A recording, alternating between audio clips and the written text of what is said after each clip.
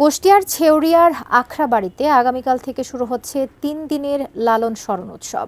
উৎসবকে নির্বিঘ্ন করতে নেওয়া হয়েছে সব ধরনের প্রস্তুতি। সাইজিকে স্মরণ করতে আখড়াবাড়ির আঙিনায় সমবেত হয়েছেন বাউল সাধুগণ।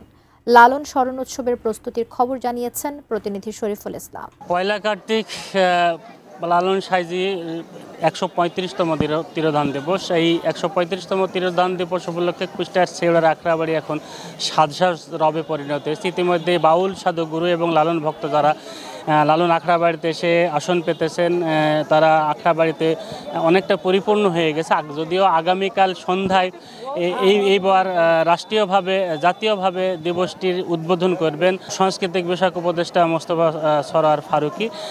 তার আগেই সাইজির ধাম একেবারেই পরিপূর্ণ। আখড়াবাড়ি এখন মিলন মেলায় পরিণত হয়েছে। খণ্ড খণ্ডভাবে সাধুগুরুরা বসে ভাব বিনিময় করছেন এবং সাইজিকে স্মরণ করছেন।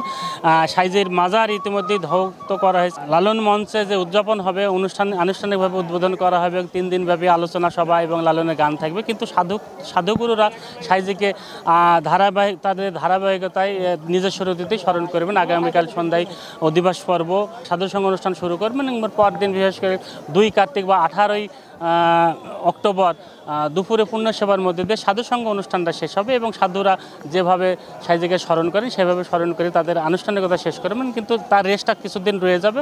আরও বাকি 2 দিন অনুষ্ঠান চলবে লালন মঞ্চে। সাধুরা ওইখানেও রয়ে যাবেন অনেকে, তারা সাইজিকে নানাভাবেই স্মরণ করবেন। তো এই ছিল কুষ্টিয়া লালন আখড়াবাড়ি থেকে লালন স্মরণ উৎসব উদ্বোধনী প্রস্তুতি পর্বের সর্বশেষ খবর।